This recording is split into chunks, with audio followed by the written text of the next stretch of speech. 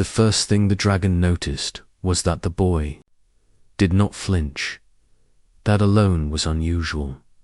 The cantina of Station Pyro's night was loud with alien voices and the clatter of metal utensils against stone tables.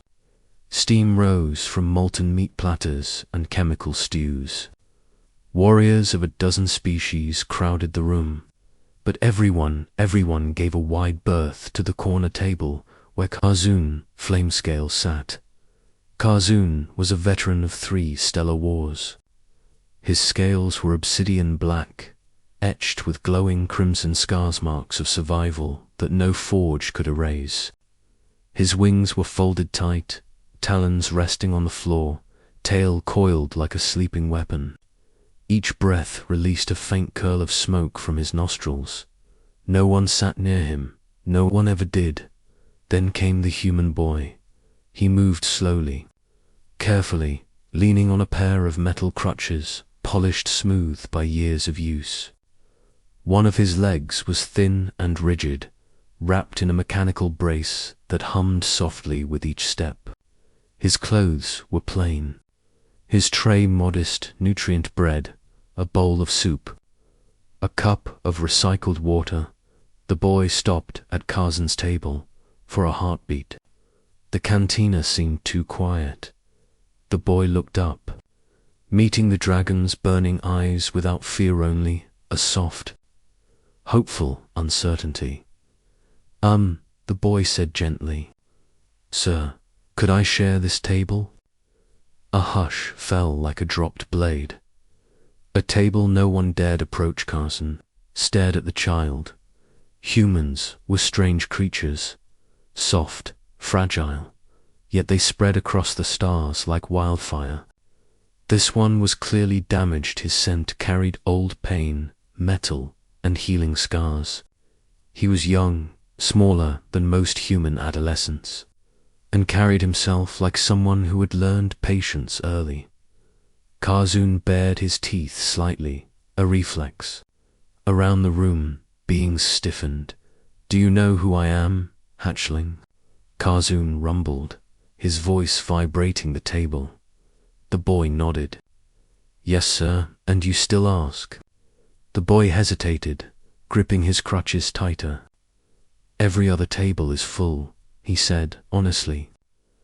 Then, after a pause, "and I don't like eating alone." Something in that simple statement struck harder than any plasma round. Karzun glanced around. It was true, every table was occupied, and yet a full circle of empty space surrounded him, like a moat around a fortress. Slowly, deliberately, the dragon pulled his massive tail inward. "You may sit," he said. Gasps rippled through the cantina. The boy smiled. "Thank you," he said, as if he'd been offered nothing more than a spare chair. The boy with the broken leg. The boy maneuvered carefully, setting his crutches aside before sitting across from the dragon.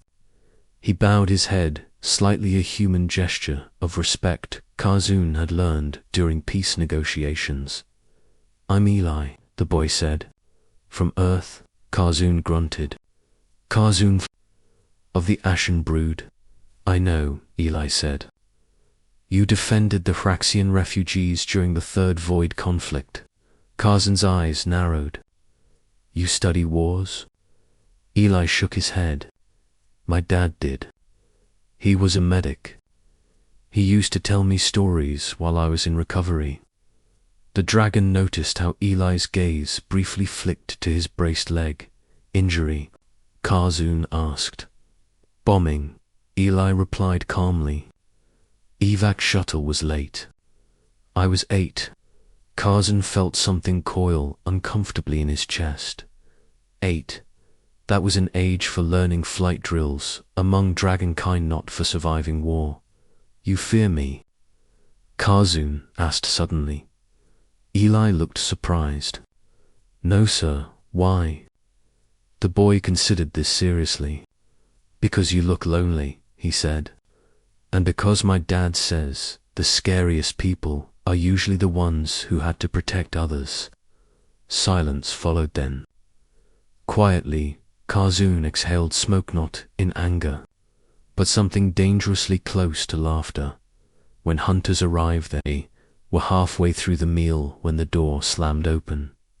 The temperature dropped. 3 Varkesh raiders entered the cantina, scaled, muscular, armed, and drunk on conquest. Their eyes immediately locked onto the dragon. "Well, I'll be burned," one sneered. "If it isn't the butcher of Puros." Karzun stiffened. The Varkesh were enemies, ancient ones. Survivors of a battle where Karzun had annihilated an entire war pack to protect. Civilian transports.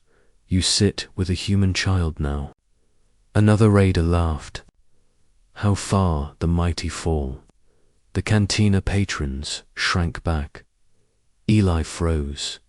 Karzun rose slightly, wings spreading just enough to promise violence. "Leave," he warned. One raider leaned forward, eyes glinting. "Or what? You'll burn us in front of the child." The leader's gaze shifted to Eli. "Careful, whelp," he hissed. Dragons snap. Before Karzun could move, stood slowly, carefully. He planted his crutches firmly on the ground and faced the raiders. "Please don't," the boy said. The raiders blinked. "I asked him to share the table," Eli continued. "So if you're angry, be angry at me." The room went still. Karzun's heart thundered. "Sit down," he growled urgently to Eli. Eli shook his head. His voice trembled, but he did not step back. "My dad taught me something," Eli said. "He said courage isn't standing when you're strong. It's standing when you're scared and someone else needs peace." The raiders burst into laughter, then stopped. Because Karzun stood. The unbelievable choice. Dragon moved with terrifying speed, but he did not attack. Instead, Karzun stepped in front of Eli, shielding him. The massive dragon lowered himself, wings folded, head bowed, placing his body between the boy and the raiders. "I will not fight here," Karzun said. "This child has claimed my table. To harm him is to declare blood war against the Ashen Brood." The cantina erupted in whispers. Blood-war, a sacred vow. The Varkesh leader swallowed. "You would stake your honor," he said slowly, "for a crippled human." Karzun's voice did not waver. "I would burn galaxies," he said, "for a child who showed me kindness when none dared." The raiders backed away. One by one, they left without another word.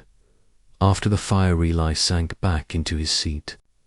Shaking, Karzun turned, lowering himself again to meet the boy's eye level. "You should not have stood," the dragon said quietly. Eli smiled weakly. "You stood for me first." Something ancient and heavy settled into Karzun's soul. When the meal ended, Karzun did something no dragon warrior had done in recorded history. He reached into the satchel at his side and removed a scale black and crimson, warm with internal fire. He placed it gently on the table. "A protection token," he said, "from my brood. Wherever you travel, you will never eat alone again." Eli's eyes filled with tears. "Thank you," he whispered as the boy left. Leaning on his crutches, the cantina patrons slowly began to approach Karzun's table, one by one, because the most terrifying warrior in the station had just shown them something far more powerful than fire. Humanity. Epilogue years later. When the Interstellar Council asked why the Ashen Brood had allied permanently with humanity, Karzun Flamescale gave only one answer: because a broken child asked to share a table, and reminded us what strength truly is.